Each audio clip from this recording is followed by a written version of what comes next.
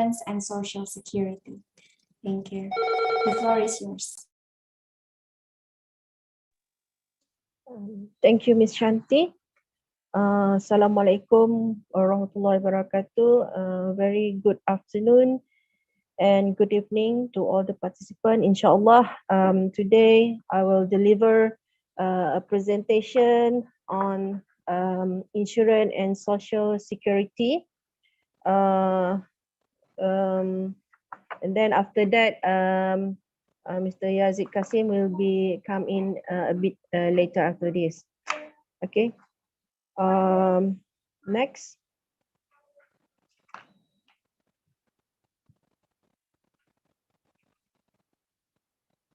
Next, please.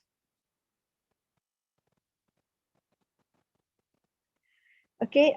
So insurance corporation. This is a framework that I have presented yesterday. So basically, insurance corporation and pension funds divided into two subsectors, which is insurance corporation and pension fund. And insurance corporation can be divided also into life and non-life insurance to individual units or groups of units, and also reinsurance to insurance corporation. Pension is the employers or unions in collaboration with employers to set up a pension scheme to provide retirement benefits for specific groups of employees and self-employed person. Government sometimes organize a pension scheme for their employees that are independent of the social security system. And the pension fund subsector consists of only those social insurance pension fund that are institutional units separate from the units that create them. Okay, next slide. So this is, I just want to share how Malaysia release insurance subsector in the aggregation level. First, we have industry for insurance and pension funding, which includes the underwriting, annuities, and insurance policy or takaful certificate, and investing premiums or contribution to build up a portfolio of financial asset to be used against future claims. Provision of direct insurance or takaful and reinsurance takaful also included in this industry. So therefore, it covers life or general insurance or takaful pension and provident funds. So basically, this industry, the source is from Bank Negara Malaysia and as well as financial statement from companies. We also have a second category of industry, which is activity auxiliary to insurance, which is including acting as agents, in example, brokers in selling annuities and insurance policy or takaful certificates, or providing other employee benefits and insurance or takaful and pension related service such as claims, adjustment, and third-party administration. And then it covers, so therefore it covers insurance or takaful broking and adjusting. So basically this data sources is from the financial statement from companies and as well as economic census or annual survey. Okay, next. So this is insurance or takaful industry in Malaysia.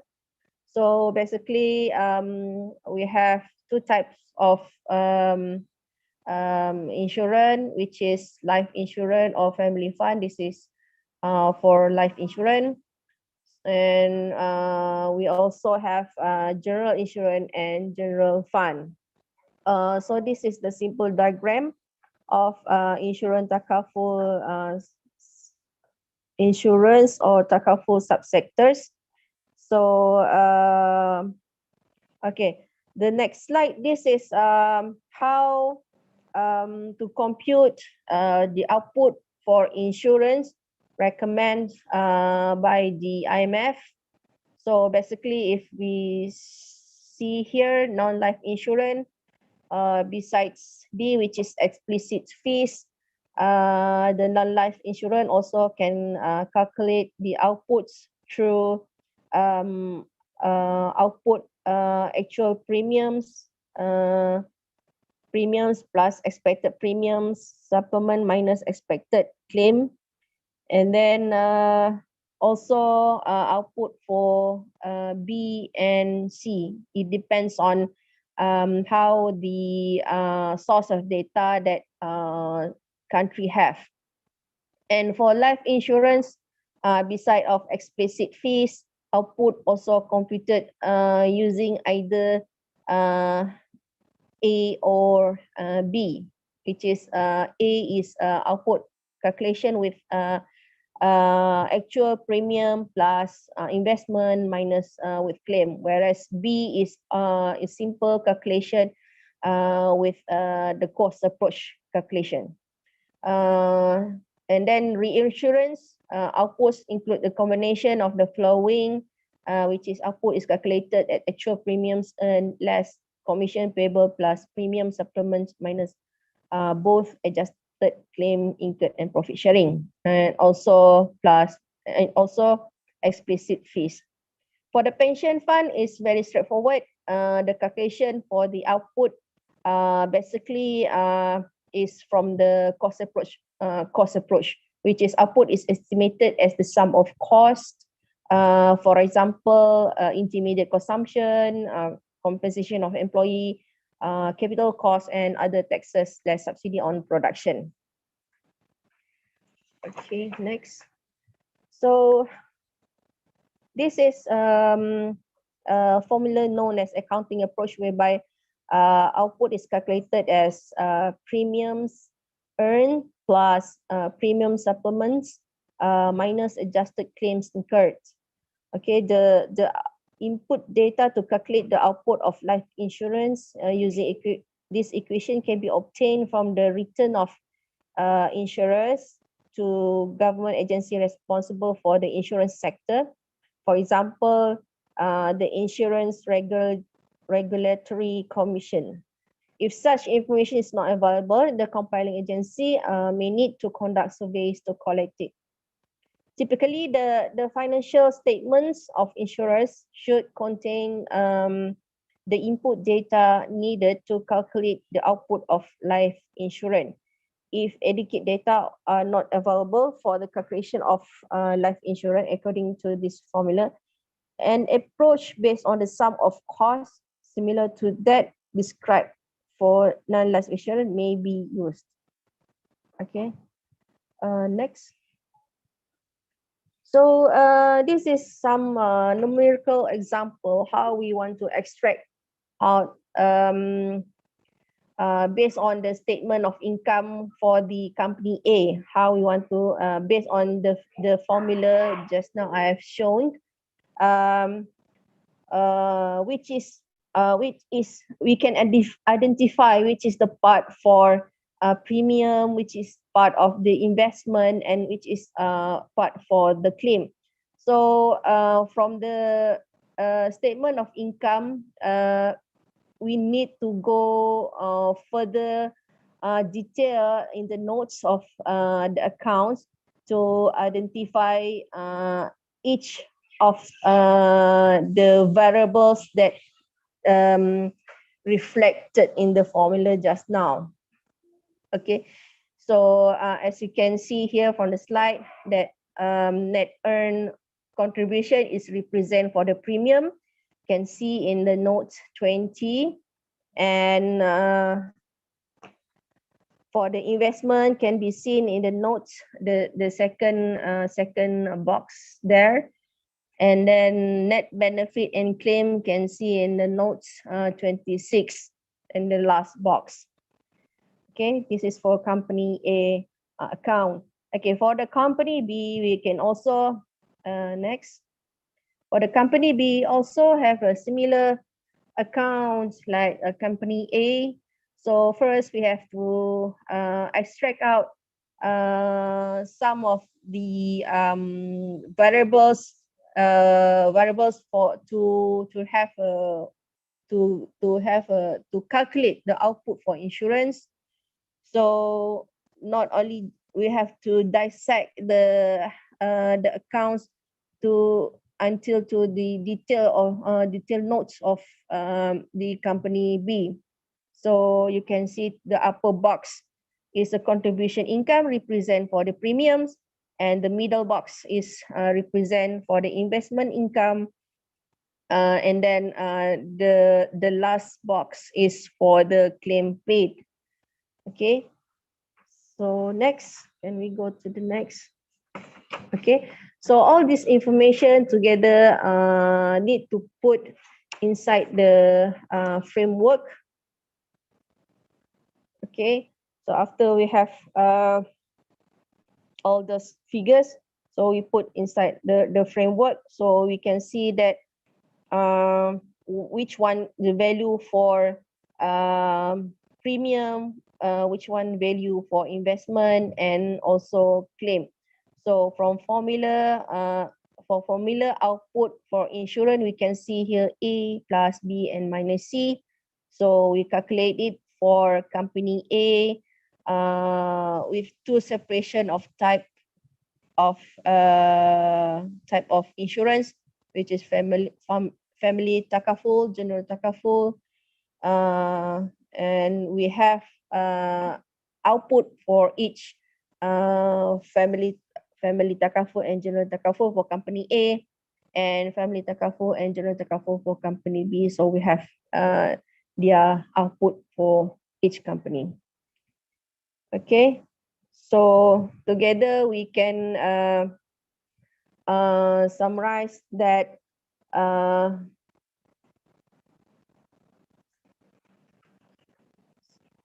okay, so life insurance is derived from this is according to 2008 SNA in para 6.195. The output of life insurance is derived as premiums earned plus premium supplements, less benefit due, also less increases or plus decreases in life insurance technical reserve.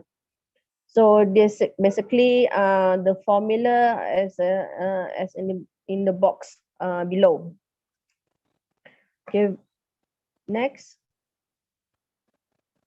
Okay, regarding on the pension fund, so calculation how to calculate the pension fund is very straightforward, which is output is estimated at the sum of cost. Example, intermediate consumption, compensation of employees, and capital cost and other taxes less subsidy or production.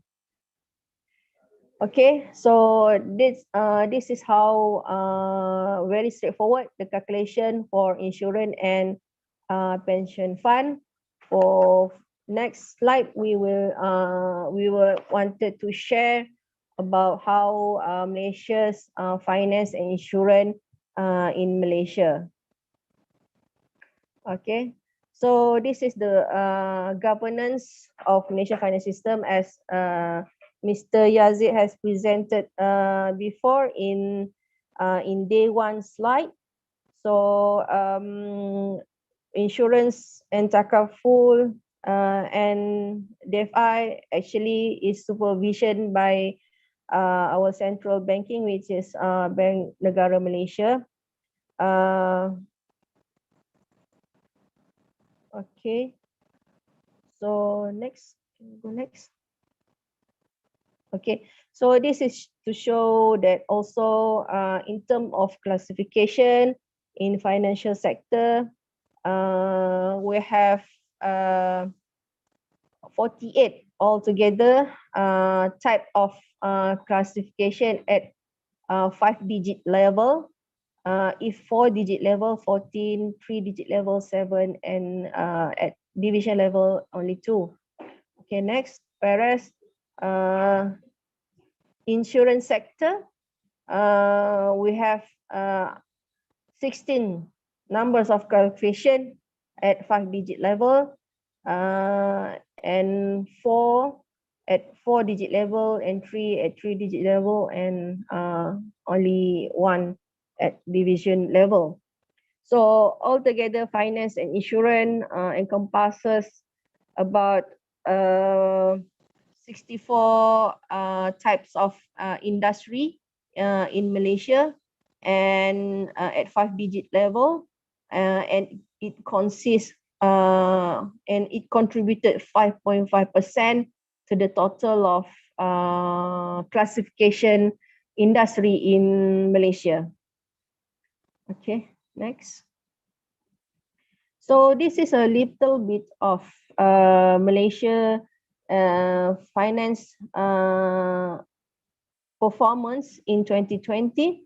So we can see here that finance sector moderated to 2.4% in 2020, which is mainly supported by monetary intimidation. So monetary intimidation, as we can see in the slide, contributed about 82.7% to the finance sector, while 17.3% is other financial intimidation and activities auxiliary to finance. Okay, next. So this is insurance subsectors. So for insurance subsectors, in 2020, it was moderated to 3.6%, basically supported by insurance and pension. So insurance and pension contributed 97.7% to the insurance sector, whereas only 2.3% was activity auxiliary to the insurance. Okay, next. Okay, so I will now I will present on the sequence of accounts, because in Malaysia we also compiling DUICA, which is distribution and use of income accounts and capital accounts, which is DUICA is part of sequence of account. So the DUICA is present a comprehensive picture of macroeconomic indicators concerning income, saving, investment, and net lending and borrowing of each institutional sector in the economy. So the full DUICA is, as you know, as I mentioned earlier, that DUICA is a part of sequence account. So but DUICA compilation is only up to capital accounts. So the full sequence of account is to record transaction between institutional units to show the ultimate result of the entries in the production, distribution, and use of income and accumulation accounts. Income flows are divided, as you know, income flows are divided into primary income and secondary income. So primary incomes are incomes that accrues to institutional units as a consequence of their involvement in process of production or ownership of assets that may be needed to needed for purposes of production. Therefore, primary income consists of the components used to derive production, namely composition of employees, gross operating surplus, gross mixed income, and taxes less subsidy on production and imports, as well as property income, which accrues by lending or renting financial or natural resources, including land, to other units for use in production. Secondary incomes are incomes that are redistributed between institutional units by means of payments and receipt of current transfer. A current transfer is a transaction in which one institutional unit provides a good or services to another unit without receiving from the latter any good or service directly in return as counterpart and does not oblige one or both party to acquire or dispose of an asset. Therefore, the additional components required to compile the income account are property income, current taxes on income, wealth, social contribution and social benefits, net non-life insurance premiums and non-life insurance claims. Also, miscellaneous current transfer and social transfer in kind. So this is a little bit on the overview of sequence of account, how to track the flow of transaction in the economy. Okay, next. So this is the findings from the distribution and use of income account and capital account in Malaysia for the 2015. And now we are in the process of compiling for the latest DWICA. And that the slide show a distribution of GDP and composition of employees by institutional sector. Okay, based on GDP by institutional sector, more than half was contributed by the non-financial sector with 61.8%.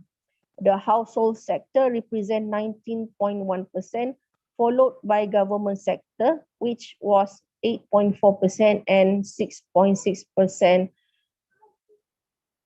by financial sector. Okay, so financial sector was about 6.6% in terms of composition of employee. The corporate sector, which consists of non-financial and financial sector, accounted for 69.9% of total CE for the year 2015. The non-financial sector was the main contributor of the CE with a share of 63.2%, while the financial sector registered 6.7%. Government and household sector recorded 23.1% and 7.0% respectively. Okay, next. Next would be the diagram on the left show gross operating surplus, which accounted for the largest share of GDP in 2015 with 60.4%. The corporate sector attained a significant contribution to the gross operating surplus at 71.8%, with non-financial and financial sector generating 452 billion and 49 billion respectively. Meanwhile, household and government sector attributed 27.6% and 0.6% respectively. Okay, in terms of gross national income, which measure the national income acquired through domestic economic activities and net income from abroad, indicates that the household sector received the largest share of GNI with 54.5%. Okay, this was due to the value added generated by corporate and government sector, which was then reverted to household sector SCE. The GNI contributed recorded by non-financial government and financial sector were 32.2%, 6.9% and 6.4% respectively. Okay, next. So the next account, the macroeconomics indicator can reach to gross disposable income, GDI. GDI is the income which can be used to either final consumption, expenditure or saving. So GDI for 2015 increased by 5% compared to 2014. The household sector was the highest recipient of GDI with 53.1%. Meanwhile, non-financial sector received 25%, followed by government sector, received 14%, and financial sector received 7.9%. The contribution structure of GDI by institutional sector reveal the same as in the GNI, sorry. Okay, next would be gross saving. Gross saving represent the difference between GDI and expenditure for the final consumption, show that non-financial sector generated the highest share at 84.9%. Okay, meanwhile, the financial sector posted 11.9%, followed by household and government sector with 2.6% and 0.6% respectively. Okay, so this is gross fixed capital formation, which is reflected in the capital account, which is the last account before financial account and balance sheet. Okay, gross fixed capital formation registered 302.7 billion, with the corporate sector posted at 73.9%. Okay, non-financial sector contributed the highest to gross fixed capital formation with 71.4%, and financial sector contributed 2.4%. This was followed by household sector with 15.3%, and government sector 10.9%. While net lending or net borrowing represent the net value of the disposal resources from one institutional sector used in other institutional sector, if the value positive or the resources need for the sector to cover its investment if the value is negative. So in 2015, Malaysia's economy was a net lender to the rest of the world with the amount of 35.2 billion. The non-financial and financial sector were net lenders with 73.3 billion and 31.6 billion respectively. In contrast, the net borrower were government sector with 33.7 billion and household sector with 36.1 billion. Okay, so next. So overall, the compilation of distribution and use of income accounts and capital accounts give another dimension to the gross domestic product at the current price, as it provides estimation by institutional sector. The sequence of accounts aim to study the production, the generation, and the distribution of income, the use of income for final consumption and capital formation, and finally, to financing of capital formation of all institutional units in Malaysia. The accounts provide the main macroeconomic indicators pertaining to gross domestic product, composition of employees, gross operating surplus, gross national income, gross disposable income, gross saving, gross fixed capital formation, and lastly, net lending or borrowing for each institutional sector of the economy. I think that's all my presentation. So maybe I can open the question, or we just wait. Mr. Yazid. Okay, just proceed, Aida. Yeah. Just proceed, please. Okay. Question. If there are any question and answer, you may raise inside the chat box, or you can unmute. your speaker.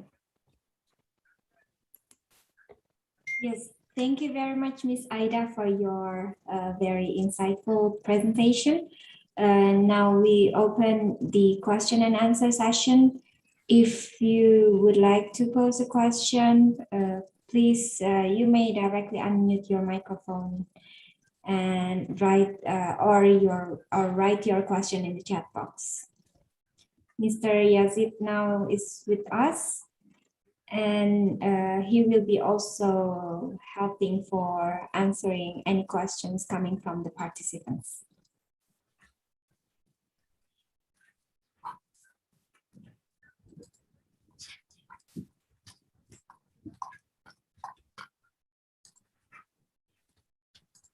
So, any questions, ladies and gentlemen?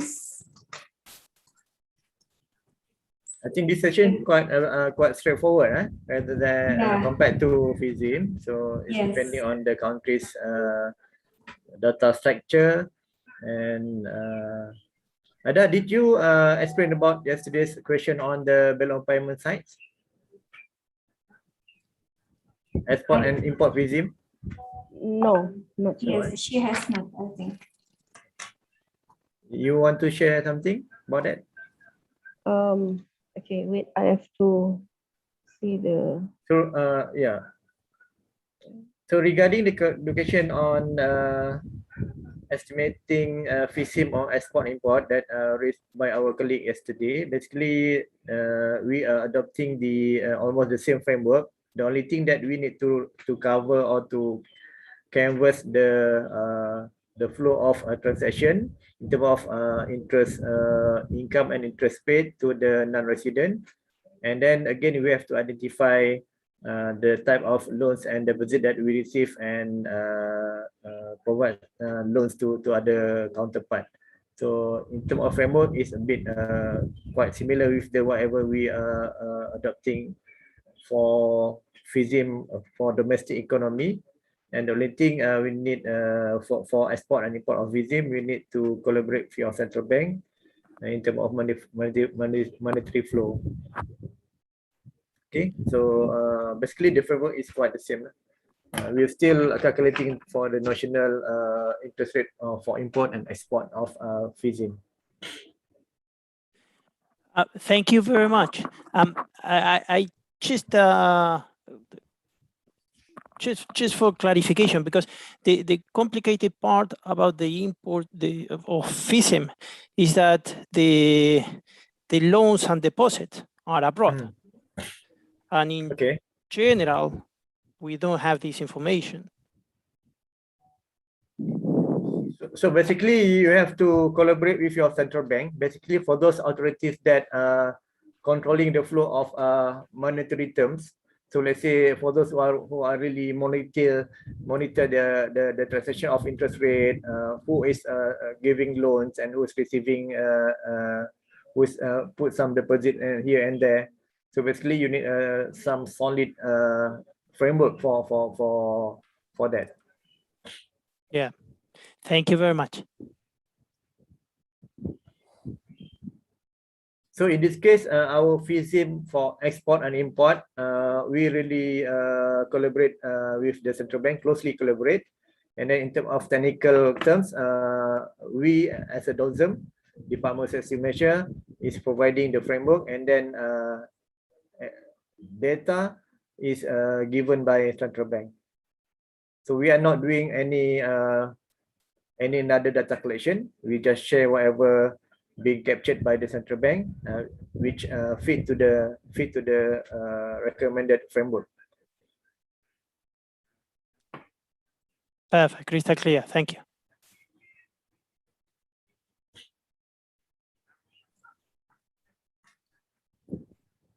Is there any other question from other participants? So for the participants requesting for the presentations, I just sent the presentations through the chat box, and we will also make them available in our website. I already sent the link in the chat box, and you may access it from there. or just simply visit our website, www.sesric.org, and then you will go to our SESRIC virtual activities, and you will find our training course on banking, insurance, financial statistics, and you can click in the sentence of all presentations of the training course are available at this link, and you will click this link and it will be downloaded automatically. So all the presentations will be there in our website. This is why we are not sending via email, because it's quite large. And we noticed that some of our colleagues' emails are not receiving huge megabytes emails. So in order just to make sure that all colleagues will receive the presentations in this regard, this is the reason we upload it to our website. So it will be easier for you to access it. So on behalf of Department of Statistics, I think I would like to congratulate SESRIC or IC for conducting this training course, and also we also like to thank participant who is following or attending this online course. It is really a challenge for us in terms of conveying the message. And then not everyone is familiar with FISIM, so do us, particularly in terms of following the most ideal recommended framework. I believe this is still ongoing process to improve all your estimate.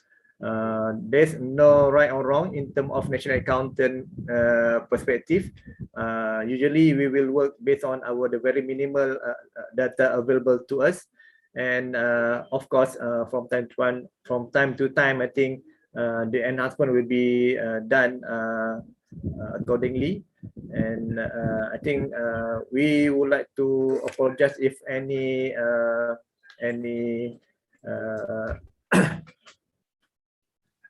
any point that may confuse you more. All right. So hopefully we deliver the best that we can. I think that's from my side. Yes, Shanti. actually, we also would like to thank very much for the sharing experience and lesson learned from Malaysia for these topics. And it has been a great 3-day trainings, and with some contributions from our participants, and also with this question and answer, some of colleagues who are attending this training will be benefits from this training course, and hopefully they can transfer this knowledge to their colleagues in their offices. This is our how can I say, main objective of this training course. So people who are attending the training will be transferring their knowledge to their peers. So I would like to give another 2 minutes for the participants who would like to pose a question to either Ms. Aida or Mr. Yazid, or otherwise, what do you think, Mr. Yazid? Yeah, I think up to you, Shanti. The floor is yours. I believe everyone is already participated for the last 3 days, including today, and perhaps these materials can be shared, can be referred to, and hopefully this one can be very excuse useful to me, everyone. I want to put a question. Yes, please. Sir from Pakistan. I'm sorry, I don't know your name because it's Galaxy 850 in our account. Yes, please, sir. Okay, proceed. Are you listening? Yes, of course. Yes, yes, we can hear you perfect. There is a little bit network problem in Pakistan. Okay. Anyhow, are you listening now?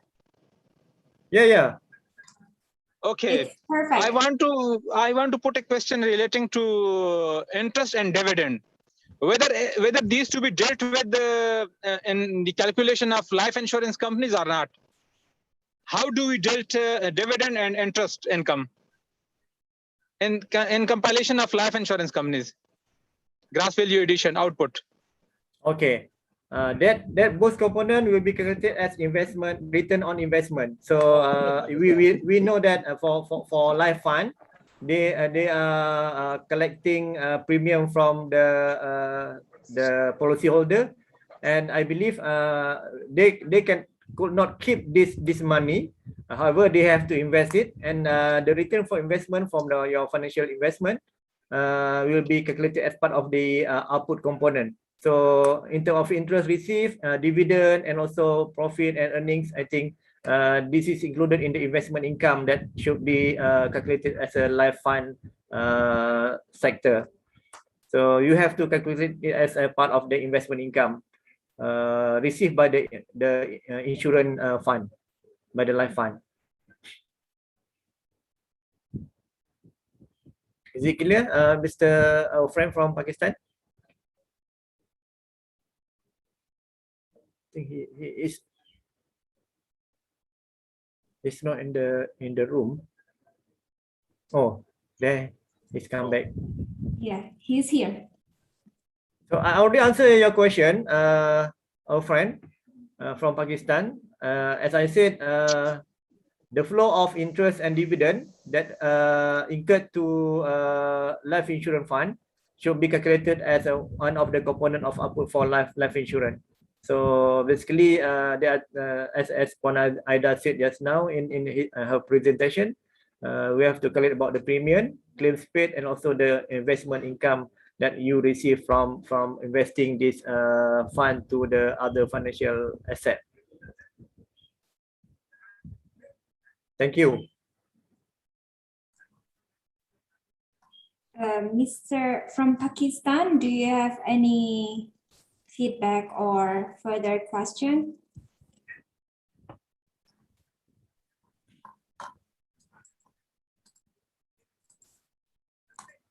I think we lost connection. He's there, but I think he has a problem with the connection. Yeah.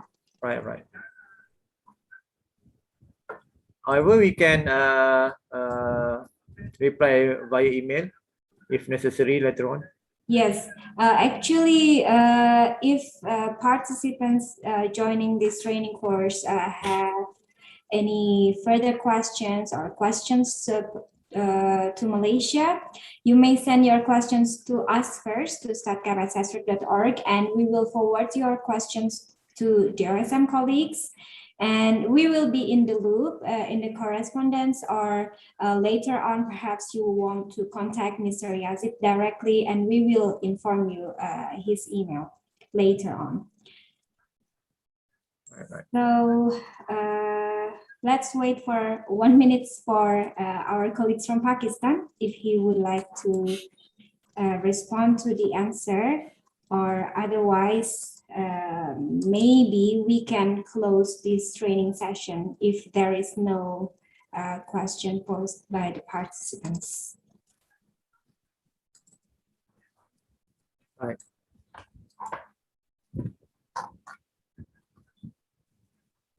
Okay, he's still on mute. And our director, Dr. Atilla Karaman, has been here with us. And yes, so maybe we can close this training course, and with that we come to the end of our Q&A session, and also to the end of our 3-day training course. And now please allow me to pass the word to Dr. Atilla Karaman for his closing remarks. Dr. Karaman, the floor is yours. Thank you, Mr.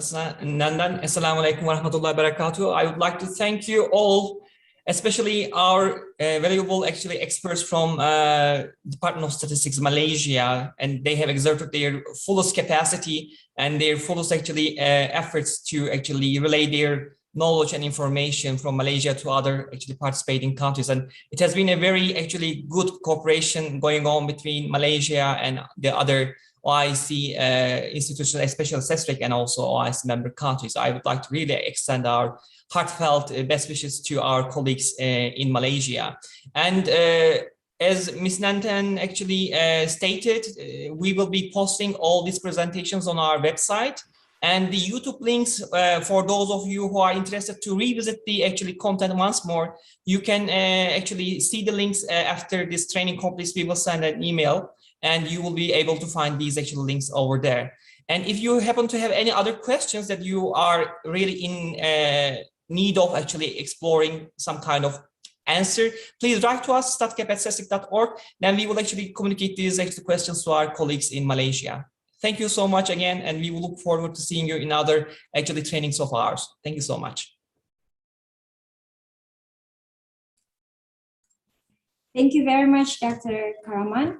So we complete our 3-day training programs. Again, thank you very much for Mr. Yazid, Ms. Aida, and also Mr. Fahmi, who has been helping with the training as well. Inshallah, we will be seeing you again in our other StatCaB training courses. Thank you very much. Wassalamualaikum warahmatullahi wabarakatuh. Thank you very much. Thank you. Appreciate it. Bye. Thank you.